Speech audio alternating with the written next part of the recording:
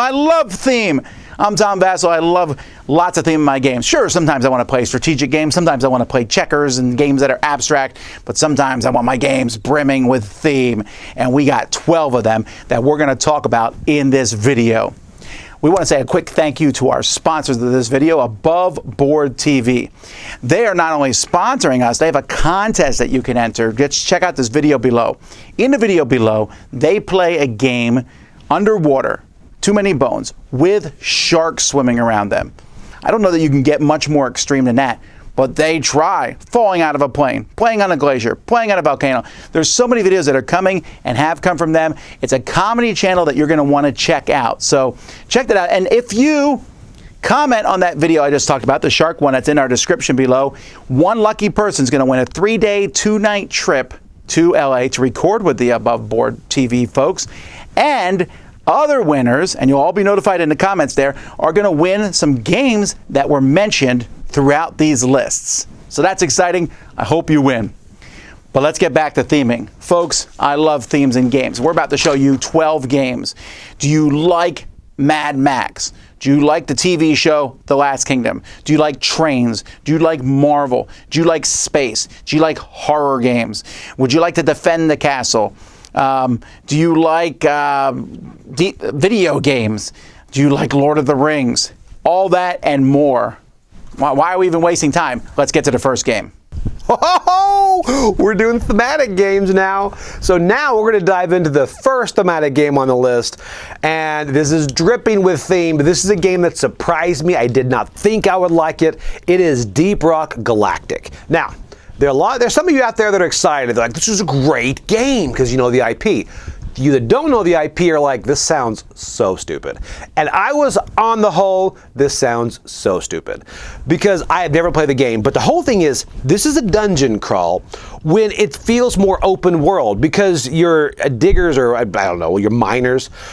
So the whole thing is you can dig, you've got things you've got to get done in these caverns, but you can dig your way around and really make any path you want to. I mean, that's crazy. That's like mixing my favorite dungeon crawls with Dig Dug. And on top of that, the minis are great. You can start to resupply by getting different weapons. And these weapons are like serious weapons. And because the monsters are serious monsters. So this is one that really surprised me in how much I liked it. Because I played it, I'm like, wow. And I played it again, and actually Chris and Wendy came over and for the weekend, and we just played Deep Rock Galactic 2 or 3 times. And that's crazy because like we like normally different styles of games, but everyone at the table loved this game because it drips with theme, but it's just fun. This is just a fun game. Deep Rock Galactic, very good. Our next game is Destinies. Now, Destinies is a story-based game that's kind of a medieval mystery of sorts. You play as a character who is playing out their destiny as they are trying to discover what is going on in a variety of different scenarios, many of which are linked in a greater story. My wife loves this game because she has literally won every single game we've ever played. Up next, we've got Final Girl, which is for any horror movie fans on your list, specifically the classic slasher movies of the 80s and 90s.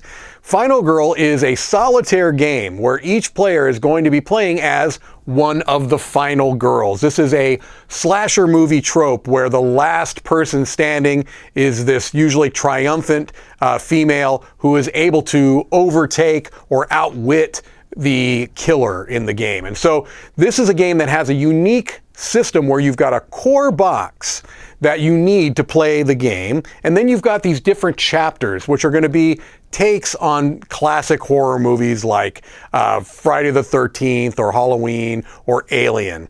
And you do this by playing cards. It's a very clever game. It is hugely thematic. If you are familiar with slasher movies, you're really going to get the nice little nods and winks to those characters in movies that you've known and loved growing up and watching. And so Final Girl is, again, really great if you like spooky horror movie type games. If you're looking for a fun adventure story game, Freelancers is going to be a great choice. You get to pick your unique character, you get to level up and strengthen them throughout the game, but really the joy and the fun of it is just playing through the story. It's very story-based, it's got a great app with really good voice acting, and it's just going to carry through you a fun adventure, you and your group, and you get to make choices and decisions that will affect things later. It uses the crossroads system, but it's just a lot of fun. So if you want a fun story that is very much story first, very enjoyable, comedic, entertaining, Freelancers is a great choice. Our next recommendation is Frostpunk, the board game. Now there is Frostpunk, the video game, which this board game is based off of, and it's known really for this big theme and world, I guess, kind of event that happened here, where the world kind of froze over and you're venturing out and trying to survive by creating the city and taking care of your citizens. One of my favorite things about this game is the way that every decision that you make helps your people, or it might come back and haunt you later if it makes them mad. You might pass law A, and that means that later your people are not happy with you. Now they're safe and maybe they're warm, but they're not happy. Or maybe you appeal to them and you make them happy, but that means you're not going to be warming them that they need to, or maybe you can't feed them as much.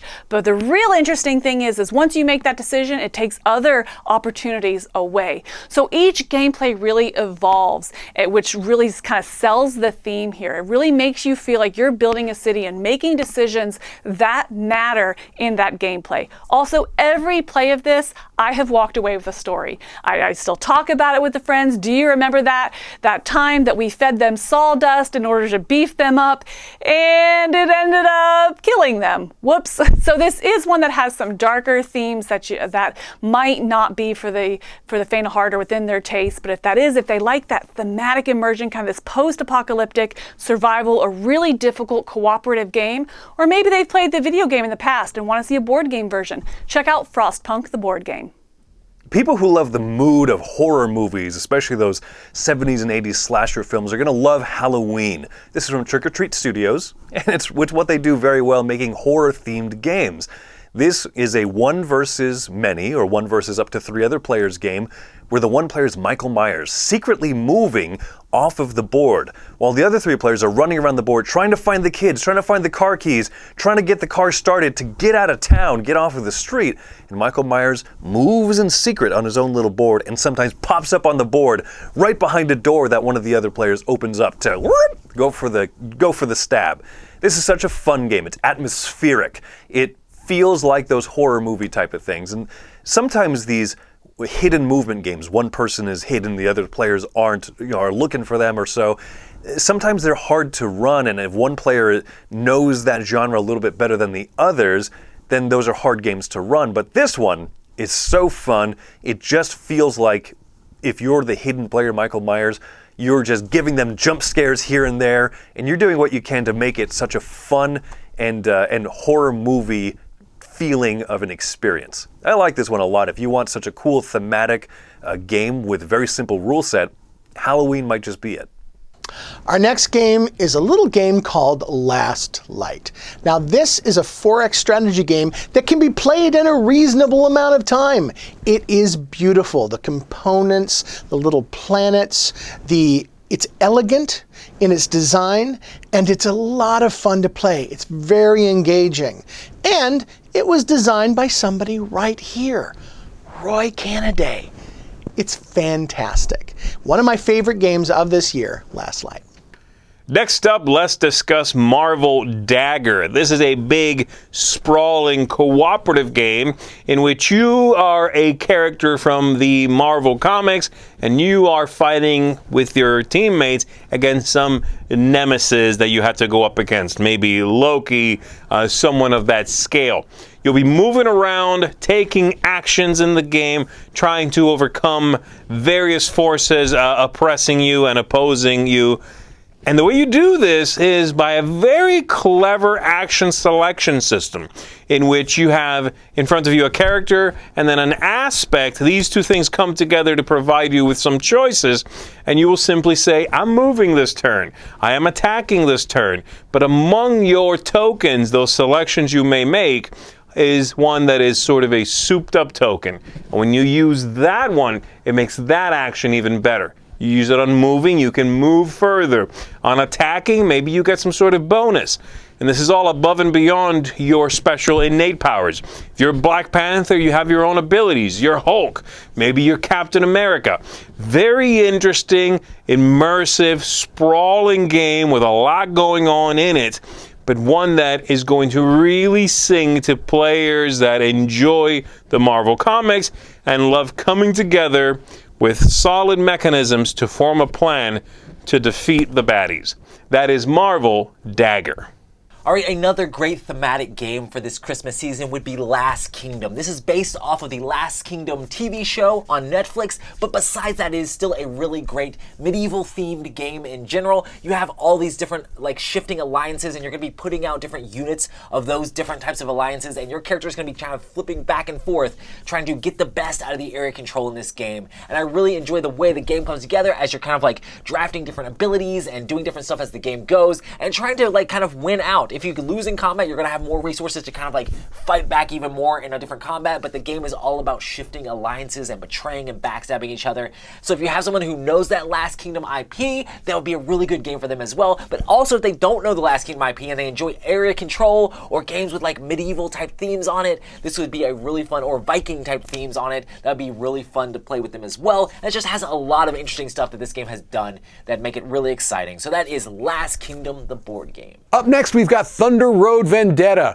which is an over-the-top, chaotic, dice-chucking thrill fest. If you've got anybody on your list that likes movies like Mad Max Fury Road or Death Race 2000, they're going to absolutely love this game. First of all, it's an amazing production. Anybody who sees it on a table is going to stop and take a look. It's a game that encourages wild, crazy risks, because that's where the fun comes in. It is not a terribly strategic game. What it is an incredibly fun game. Every player is going to be in control of a number of vehicles that they are trying to race, but they've got other players that are trying to smash them, that are trying to shoot them, that are sending helicopters after them. You're jumping off ramps, you're going through toxic goo, you're flying into mountains. It is absolute just craziness on the board. And if you've got a group that is looking for a very, very silly, fun, exciting experience, Thunder Road Vendetta is a slam dunk. Okay, the next thematic game on the list is one of those that you mentioned the name, everyone's heard of the game, and it is Ticket to Ride. Ticket to Ride Legacy. Ticket to Ride Legacy takes that Ticket to Ride, which Ticket to Ride is great. I mean, some people love it, some people hate it, but this makes it into a legacy campaign. But not only that, it makes it into a great legacy campaign. And again, because it's legacy, I can't go into a lot of the details, but the whole thing is it's completable. First off, you will complete this. It isn't like 500 hours of commitment. You will complete this, and at the end, it does end with a game you can play. But on top of that, every time you get to open a box, you're like, wow. I mean, that first box you open, that was a moment that I will remember as far as like for a long time, when everyone at the table just goes, this is brilliant. This is really, really cool. You have that moment several, because things ebb and flow. They come and they go away. And you're like, how am I going to deal with this? And then all of a sudden it's gone. And you get to focus on so many different things. I really enjoy this game. And I'm fine on Ticket to Ride. I think it's good. I don't play it much, but this one we played all the way through to completion, and we wanted to. And this is a great game. It's Ticket to Ride Legacy. So lastly, for thematic games, here is War of the Ring, the card game. War of the Ring, the card game is based on the Lord of the Rings universe, and it basically takes the War of the Ring, the board game, and tries to like condense it down into a card game version. It's very different than that game, but you're going to be battling over all these different strongholds. One side's going to be playing the Shadow, and the other side's going to be playing the Fellowship, and you can either play 4 players or you can play 2 players in this game. And if you're playing 4 players, you're going to be teams on each different side. And if you're 2 players, you're just going to be battling off head to head. The Shadow's going to be trying to take over all of these different strongholds and corrupt the Fellowship on the path.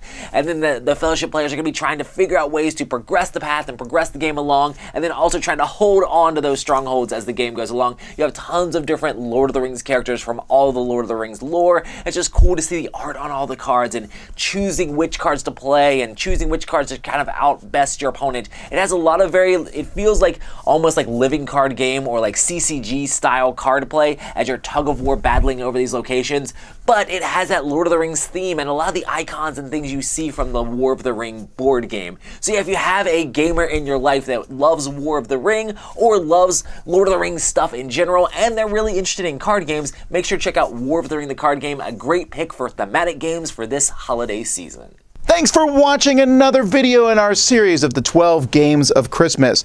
A couple things before we go out. First of all, we've mentioned lots of different things that you can get here, and there's board games and all sorts of stuff, and we checked to make sure that these were available online.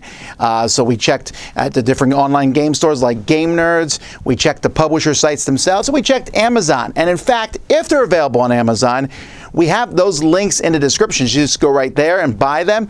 And if you do that, anything, when you buy there, or if you buy other stuff too, that helps us here at the Dice Tower. So keep that in mind. Also, don't forget our sponsor, Aboveboard TV. Go check out their channel. Go enter the contest by commenting on that video we mentioned. And as a side note, this contest is available only to those in the US now for different reasons. But even if you're from all over the world, you can at least go check out their content and laugh as they play board games in fun and weird ways. Anyway, folks, thanks so much for watching these. I hope these lists are a help to you. Check out the other 9 videos. Until next time, I'm Tom Vassell, and this is the 12 Games of Christmas of 2023 on the Dice Tower.